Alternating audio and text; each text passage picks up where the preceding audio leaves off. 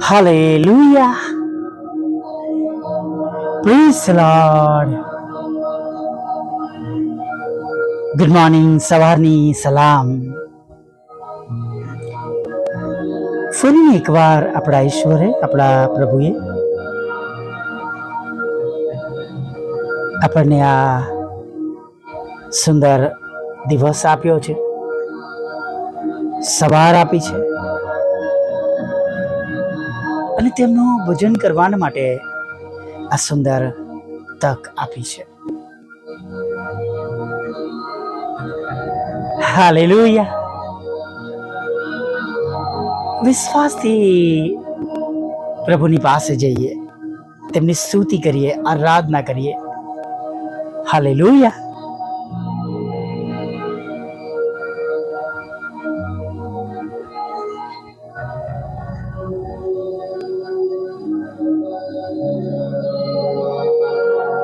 આપણા હૃદયના ઊંડાણોથી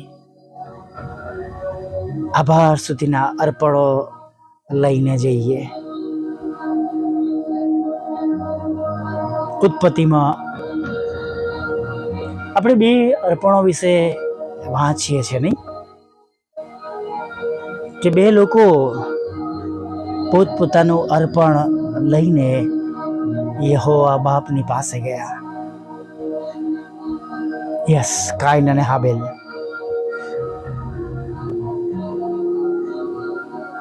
હાબેલનું અર્પણ તે માન્ય થયું અને કાઈનનું અર્પણ માન્ય થયું નહીં.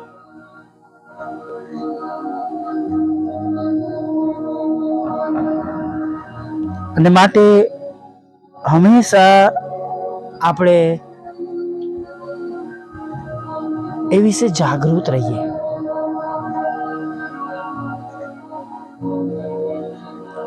જો આપણે આપણું અર્પણ આપણા જીવન તરીકે પ્રભુની પાસે લઈ ગયા છે, તો આપણું જીવન આપણા ઈશ્વરની આગળ માન્ય થવું જોઈએ. હાલેલુયા. એટલે અંત સુધી ટકીને સ્વર્ગીય ઇનામને વાસ્તે હું મારી દોડું છું. જેમ પાઉલ કે છે એમ સ્વર્ગીય ઇનામને વાસ્તે જે અંત સુધી ટકશે એ તારણ પામશે, ન્યાયનો મુંગટ લેવાને માટે. અને જે આશીર્વાદો રાખી મૂકવા છે, જેમ કહેવું છે મારા બાપના આશીર્વાદિતો, જગતનો પાયો નાખ્યા અગાઉ જે રાજ્ય તમારા માટે બનાવવામાં આવ્યું છે એમાં તમે પ્રવેશ કરો. એને માટે આપણે એવું જીવન જીવીને પ્રભુની પાછળ ચાલવાનું છે. આપણે વાંચીએ છીએ કે હનોક ઈશ્વરની સંગાથે ચાલ્યો 300 years. તેને લઈ લીધો, દેવે અલોપ થઈ ગયો. અને પ્રભુનું વચન એવું પણ આપણને શીખવાડે છે કે જ્યારે તમારા કે અમારા પગલાં યહોવાને પસંદ પડે છે, ત્યારે આપણા શત્રુઓ પણ સલાહ શાંતિ સહિત આપણી પાસે પાછા ફરે છે. કહેવાનો મતલબ એવો છે વાલા મિત્રો, જો આપણે પ્રભુને વિશ્વાસુ થઈને રહીશું, જીવીશું અને આજના દિવસમાં પ્રભુને ગમતી બાબતો કરીને જાણે તેમને આપણે અર્પણ ચઢાવીશું, તેમની સ્તુતિ કરીશું, આરાધના કરીશું, આભાર સુધીના અર્પણો ચઢાવીશું, પ્રભુની આગળ માન્ય થશે. અને આખો દિવસ આપણા બિછાના પર સુવા જઈશું એ પહેલા સુધી અને એ પછી પણ આપણા પર તેમની મોટી મહેર રહેશે, કૃપા રહેશે. હાલેલુયા.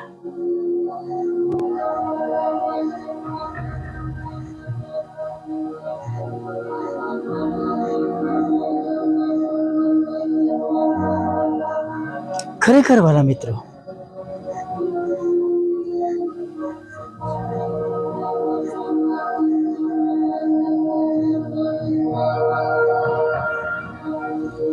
જ્યારે આપણે પ્રભુ પર વિશ્વાસ કરીએ છીએ, વિશ્વાસ રાખીએ છીએ અને તેમની પાછળ ચાલીએ છીએ, તેમની ગમતી બાબતો અથવા તેમના ધોરણ પ્રમાણેની બાબતો આપણે કરીએ છીએ, આપણા જીવન દ્વારા તેમને મહિમા મળે છે, ત્યારે એનો આશીર્વાદ બહુ અલગ છે વાલા મિત્ર.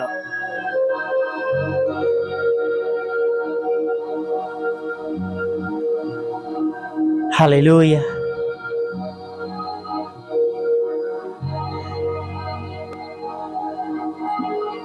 જે જીવન મળ્યું છે આપણને, એમાં આપણે પ્રભુને વિશ્વાસુ રહીએ. જુઓ, ઘણા બધા વર્ષો તો આપણે આમ જ વેડફી કાઢ્યા છે. મારા વિશે વાત કરું તો જીવનના 41-43 વર્ષ સુધી હું 43 વર્ષ સુધી હું જગતનું જીવન જીવતો રહ્યો. પણ ત્યારબાદ જીવન બદલાયું. એવા ઘણા બધા વર્ષો તો આપણે વેડફી નાખ્યા છે. હું તો માઇનસમાં જીવું છું, ઘણી વાર કહું છું પ્રભુને, કેમ કે મોટા 12 ઓપરેશન અને બીજા નાના નાના સર્જરીઓ મળીને કુલ 20 જેવી સર્જરી કહેવાય.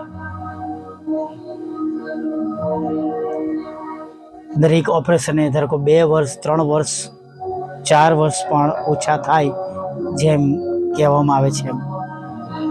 તો મારા 54 વર્ષ થયા, 55નું રનિંગ.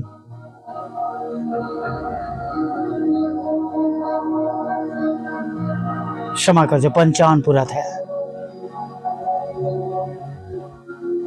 હું તો માઇનસમાં કહેવો.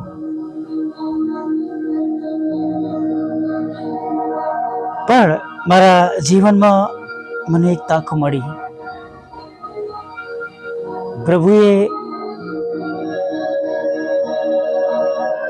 મારી ભૂલો, મારા પાપો માફ કર્યા, તેમને જીવન સોંપ્યું, તેમણે મારો સ્વીકાર કર્યો. એ મિનિટે મારું જીવન બદલાયું. હાલેલુયા. હું પ્રભુની પાસે માફીને માટે ગયો, દયાની વિનંતી લઈને ગયો, અને ખાલી મારી એકલાની જ નહીં, જે કોઈ તેમની પાસે જાય છે બધાની તે વિનંતી સાંભળે છે. અને જે જીવન હવે બચ્યું છે, મળ્યું છે, જે તમારી ને મારી પાસે છે, જ્યારથી આપણે જેમ લખવામાં આવ્યું છે ઉડાવ દીકરા વિશે કે તે સચેત થયો, જ્યારથી આપણે સચેત થયા, બદલાયા, અને ત્યારથી હવે અત્યાર સુધીમાં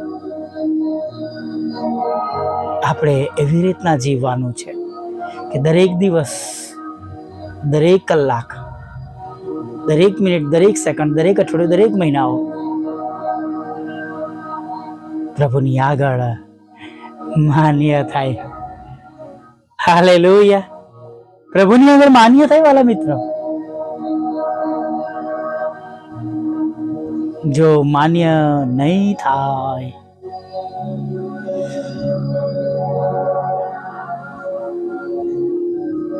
તો કાઈનના જેવો આપણને પર રોષ ચડશે.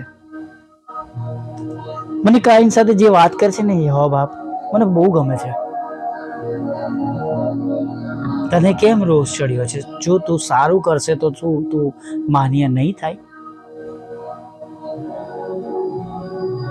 આપણે સારું કરતા નથી, માન્ય થતા નથી, અથવા આપણા જીવનો એવા નથી, કુટેવોથી ભરેલા છે, આપણી પ્રાર્થના સંભળાતી નથી ને આપણને રોષ ચડે છે. પ્રભુ, તમે તો મારું સાંભળતા જ નથી, ફલાણા ભાઈ, ફલાણી બહેનનું જ સાંભળો છો. ઘણી વાર ઘણા લોકો એવું પણ કહે, પ્રભુ તમે મને પ્રેમ જ નહીં કરતા. પ્રભુ તો આપણા પર કેટલો બધો પ્રેમ કરે છે. પણ પ્રભુ કહે છે એ આપણે કરતા નથી, અને આપણે જે કહે છે પ્રભુ ન કરીએ તો, પ્રભુ ન કરે તો આપણે નારાજ થઈએ છીએ. હાલેલુયા. Praise the lord. અને માટે ખ્રિસ્તમાં વાલા મિત્રો, સજાગ બનીએ, આપણા અર્પણો રોજ પ્રભુની પાસે લઈ જઈએ, આભાર સુધીના અર્પણો, ધન્યવાદના અર્પણો, અને જુઓ એનો આશીર્વાદ કેવો મોટો આપણા ઘરમાં, આપણા કુટુંબમાં, પરિવારમાં જોવા મળે છે. Praise the lord. આવો એક નાની પ્રાર્થના સાથે દિવસના આગળના ભાગમાં આગળ વધીએ. ભલા પ્રભુ, અમે તમારી સ્તુતિ કરીએ છીએ અને અમે તમારો પુષ્કળ આભાર માનીએ છીએ. અને પ્રભુ, આભાર માનતા, સ્તુતિ કરતા, આરાધના કરતા તમારા ચરણોમાં પ્રભુ અમે નમી જઈએ છીએ. તમને થેન્ક યુ કહીએ છીએ, તમને થેન્ક યુ કહે છે અને તમને થેન્ક યુ કહે છે. હા પ્રભુ, આજના દિવસને માટે તમારો આભાર માનીએ છીએ. સુંદર શરૂઆત આજના દિવસની અમે કરી શકીએ છીએ, તેના માટે આભાર માનીએ છીએ.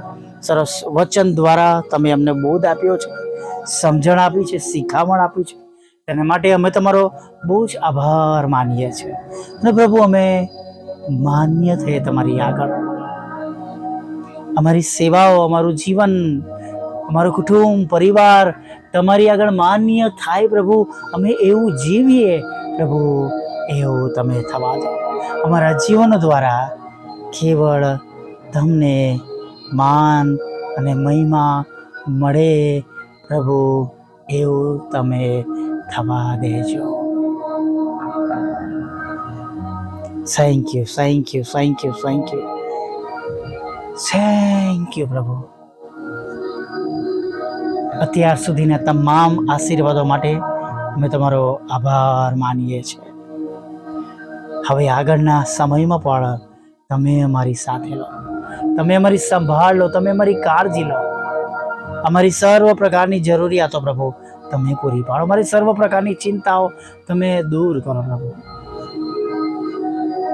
હા પ્રભુ,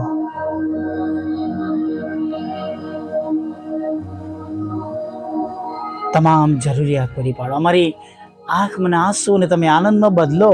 અમારો શોક આનંદમાં બદલાઈ જાય પ્રભુ, એવું તમે થવા દો. તમારામાં અમને મજબૂત કરો, તમારામાં સ્થિર કરો. અને પ્રભુ, એવા મોટા મોટા કામો હવે આગળના સમયમાં અમે જોઈ શકીએ કે જેના લીધે ઘણા બધા લોકો વિશ્વાસ કરે પ્રભુ, ઘણા બધા લોકો તમારી ગમ ફરે અને બીજાઓ જાણે કે તમે ભલા ઈશ્વર છો, તમે પ્રાર્થનાઓ સાંભળીને ઉત્તર આપનાર ઈશ્વર છો. તો તમે એવા ઈશ્વર છો કે જે અમારી પ્રાર્થનાઓને કદી અવગણના કરતા નથી.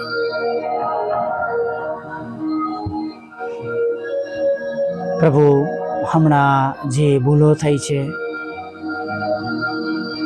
અમારા પાપ ગુના અથવા પ્રભુ જે કઈ બી બાબતો તમારા હૃદયને દુઃખ પહોંચાડે એવી અમે કરી છે પ્રભુ, અમે અમારા મસ્તકો જમીન સુધી નમાવી દઈએ છીએ. તમને વિનંતી કરીએ છીએ, અમને માફ કરો, શુદ્ધ કરો, પવિત્ર કરો. એટલા માટે પ્રભુ કે આજના દિવસના આશીર્વાદો અને તમારી યોજનાઓ અમે પ્રાપ્ત કરી શકીએ. તમારી યોજનાની બહારના જે વિરુદ્ધમાંના જે પણ પ્રભુ તમારી ઈચ્છા પ્રમાણે આ દિવસને મેં પસાર કરીએ. હા પ્રભુ, એના માટે તમે જ્ઞાન, બુદ્ધિ અને ડાપણ પણ તમે પૂરા પાડજો પ્રભુ. જે તમારા લોકો દુઃખી છે, હતાશ છે, નિરાશ છે, આર્થિક પ્રશ્નોમાં છે, જોબના પ્રશ્નો છે, બિઝનેસના પ્રશ્નો છે, જોબ રહી નથી, બિઝનેસ રહ્યા નથી, સ્વજન ગુમાવ્યો છે પ્રભુ, આવકનું કોઈ સાધન હવે રહ્યું નથી પ્રભુ.